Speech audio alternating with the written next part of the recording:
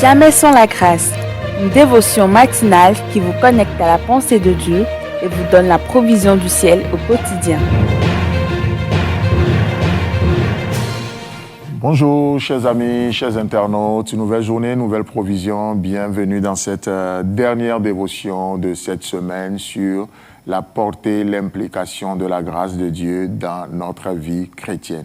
Amen. Éphésiens chapitre 2, le verset 8. Oui, c'est sa grâce seule, ou plutôt oui, sa grâce seule est la source de votre salut. Et cette grâce, vous l'avez saisie par la foi.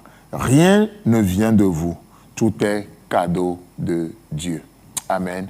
Tout est cadeau de Dieu. Effectivement, hier nous voyons ce cadeau de Dieu à ses disciples, alors que les disciples étaient rétrogradés, alors que les disciples, ils ont quitté la foi, on va dire, en un mot.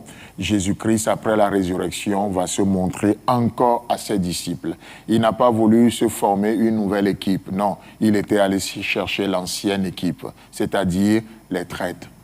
C'est choquant, n'est-ce pas? Mais parce que Jésus veut montrer l'infinie richesse de sa grâce. N'oublions pas l'infinie richesse de sa grâce. Alors, il va chercher ces hommes et il va même les nommer. Il est dit, Simon-Pierre, Thomas appelé Didyme, Nathanaël de Cana en Galilée, les fils de Zébédée. Donc, les fils de Zébédée, il est question de Jean et Jacques et deux autres disciples de Jésus. Et ils étaient ensemble. Alors, nous sommes en train de parler, de voir les portées de la grâce de Dieu, mais spécialement dans cette histoire de Jean chapitre 21, nous parlons justement des traces de la grâce dans la Bible. Et là, nous avions vu quelques traces et déjà avec ce mot « après cela ». Ça montre que même, peu importe, après l'échec ou la réussite, le succès, la défaite, Dieu intervient encore. Deuxième chose que nous avions vue, c'est ce petit mot « encore » qui nous montre que notre Dieu ne se lasse point. Notre Dieu vient toujours. Adam et Ève ont péché, mais Dieu est quand même venu dans le jardin d'Éden.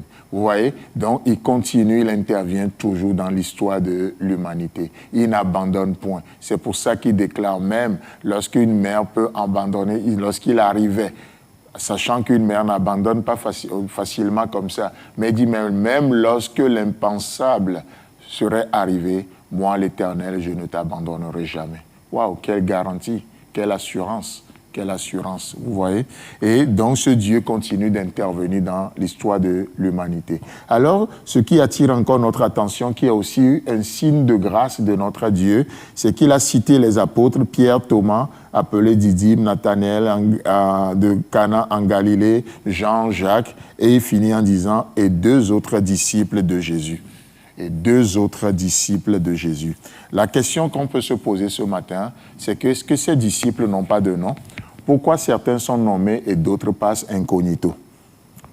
Pourquoi d'autres sont cités comme des stars et il y a d'autres qui passent incognito comme des vulgaires hommes? Mais peu importe, peu importe. Le plus important, c'est qu'ils sont tous des disciples.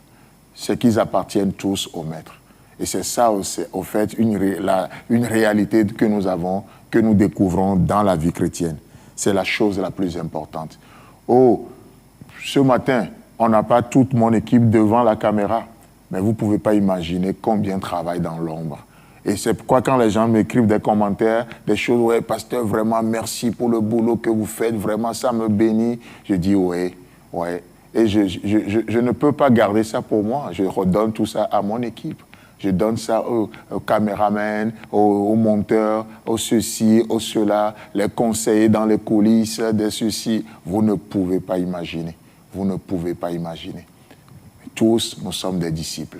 Et c'est la chose la plus importante. Que vous soyez nommés ou pas, le plus important, c'est d'être disciple. C'est la chose la plus importante. Dieu règne.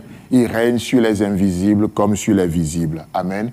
Il règne sur le connu comme sur l'inconnu. Il est le Dieu de l'inconnu, il est le Dieu du connu.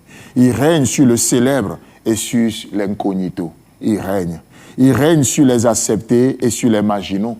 Dieu règne. Il règne sur la majorité comme sur la minorité. Dieu règne. Ce matin, qu'on vous nomme ou pas, qu'on vous connaisse ou pas, la chose la plus importante, c'est d'être connu du ciel. Amen. C'est d'être disciple de Jésus et d'être dans cette unité-là. Et la Bible dit, et ils étaient tous ensemble. Et ils étaient tous ensemble. Alléluia. C'est tellement beau. C'est tellement beau. Et pourquoi? Encore une fois, afin de montrer dans les siècles à venir l'infinie richesse de la grâce de Dieu. Chers amis, chers internautes, que Dieu vous bénisse. Nous vous souhaitons un agréable week-end. Et si Dieu veut, on se retrouve la semaine prochaine.